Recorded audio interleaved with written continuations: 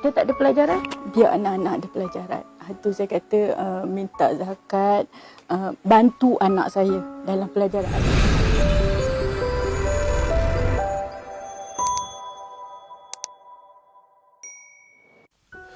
Bermula dengan membuat atap secara kecil-kecilan demi menampung kehidupan keluarga, Alizar Haji Harun bersama isteri Nur Hanifah Rofi'i berkongsi perjalanan hidup mereka sebelum menerima bantuan dari Lembaga Zakat Selangor. Saya ni memang hidup saya dengan isteri saya ni bak kata siang dan malam tidak mengenal erti penat lah. Untuk membesarkan tadi anak seramai 5 orang. Selain itu kehidupan kami itulah maksud dia bermulanya kami dengan atap nipa, atap rumbia, atap lalang. Berkonsepkan permulaan kami bergerak daripada awal begitulah. Dengan kekuatan saya, tulang belakang saya itu isteri saya lah. Mana bahan-bahan itu memang tiada kita bagi tiada ada pekerja ketika itu. Memang kita berusahanya suami isteri siang dan malam tanpa kenal pernah lelah lah. Saya dengan isteri saya nak besarkan anak ni bukan cerita sudut susah, tak ada. Sudut periknya dalam hutan mencari bahan. Kalau saya nak bercakap sekarang tentang segi rintangan. Rintangan ni dia contohlah berkonsepkan kami mencari rezeki memang hutan. Hutan ni saya nak cerita menebang satu pokok tu dengan isteri mengangkat. Mengangkat tu dengan kekuatan perempuan. Itu cakap tulang belakang saya ni. Jadi apa kata daripada situlah apa kata dalam diri tu saya dah tanamkan daripada cukup untuk maju lebih ke hadapan. Sungguh pun kehidupan susah ketika itu, namun semangatnya untuk berdikari bersama isteri menidakkan beliau untuk mengharapkan belas ihsan dari pihak luar. Segi kekangan ekonomi ketika itu memang kita ada sedikit sebanyak. Ya, sedikit banyak tetapi contoh kami boleh berdengkit, boleh mengikat perut lah. Senang cerita kami boleh mengikat perut sehingga kami tak ada hutang-hutang di luar. Kami tidak kata untuk meminta-minta dari pihak luar, tiada ketika itu. Walaupun susah payah mana pun kami dah berjanji sama isteri kami tidak meminta dari pihak luar. Orang luar dia nampak perit yang segi live tetapi alhamdulillah bagi pihak ekonomi kami ni tidak susah. Tidaklah sampai tak makan. Tidak tak makan. Ketika itu makan cukup, ada ikan, ada sayur, cukup lengkap. Kesusahan hidupnya mendapat perhatian pihak pengurusan masjid yang telah mengesyorkan beliau untuk membuat permohonan bantuan dari Lembaga Zakat Selangor. Jadi kesusahan awalnya tu memang saya dapat rasakan, dan bermula daripada itu saya menawarkan dia untuk bantuan pramodal daripada Lembaga Zakat Selangor untuk menghadiri khusus, dan selepas itu dia dipantau oleh trust. Jadi saya ambil respon tentang Cik Hassan ketika itu dia selaku SU masjid lah. Dia di bawah ketua amil zakat lah.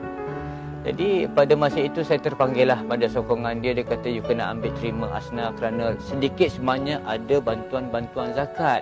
Supaya you punya binaan perniagaan you mungkin dia boleh tolong bagi segala sudut. Bermula pada itulah saya terima lamaran daripada Encik Hassan selaku SU masjid. Mula bincang dengan suami, saya kata zakat suarakan nak ni kan, saya kata mula-mula kita fokus pada pembelajaran anak-anak. Di samping kita memohon perniagaan, pelajaran anak-anak sebab kita tak nak kita tercicir. Sebab kita tak ada pelajaran, biar anak-anak ada pelajaran. Itu saya kata minta zakat, bantu anak saya dalam pelajaran. Alhamdulillah sampai ke hari ini, 2 orang anak saya di IPT masih zakat bantulah. Sejak dari itu kehidupannya mula berubah. Beliau menanamkan iltizam untuk keluar dari kelompok asnaf. Malah beliau juga turut membantu asnaf-asnaf di kampungnya untuk memajukan diri. Saya tetap juga iltizam dengan isteri, kita akan keluar, kita bantu juga orang asnaf di balik. Sehingga kan iltizam kami sampai sini, kami dah keluar pada 2016 sebagai asnaf tadi. Kami cuba membantu untuk membina perniagaan pada orang asnaf juga, terutama di kampung saya lah khususnya. Menurut beliau lagi, sepanjang menjalankan perniagaan, kewajipan zakat tidak pernah dilupakan, sungguh pun pendapatannya tidak menentu. Kami memang membayar zakat sebenarnya, bukan zakat fitrah tadilah, zakat perniagaan. Dulu kami ada lembu. Masa sebelum saya keluar mencari rezeki ni, saya memang ada lembu, ada atap. Dengan usaha suami isteri tadi, kami ada zakat, perniagaan lembunya, ada bahagian-bahagian dia. Mula-mulanya kita faktor tanggungjawab. Tanggungjawab kita. Kalau kita ikutkan tak cukup, memang tak cukup. Walaupun orang Allah bagi lombokkan kita depan kita pun memang tak cukup. Tapi tanggungjawab, kesedaran kita. Zakat tu salah satunya menyuburkan harta kita. Jadi saya cakap mungkin dengan sayanya berzakat, Allah suburkan lagi. Allah bersihkan harta saya, Allah bersihkan jiwa saya. Alhamdulillah, kini segala usaha yang dilakukan dengan bantuan yang diterima dari Lembaga Zakat Selangor telah membuahkan hasil. Ucapan saya dengan lembaga zakat khususnya mana sebelum ini dibantu sekali sudut. Saya mengucapkan ribuan banyak terima kasih dan lembaga zakat Kuala Selangor khususnya. Dan pada pembayar-pembayar zakat, teruskanlah perjuangan anda untuk membayar zakat khususnya. Kerana dapat membina salah seorang sebelum ni pemegang namanya Asnaf. Dengan tiada bantuan tuan-tuan, saya tidak tahap saja. Tiada sampai tahap sampai inilah. Nak gambarkan terima kasih tu tak tahu bersama mana, tapi memang terima kasih sangat-sangat, memang syukur sangat-sangat pada zakat.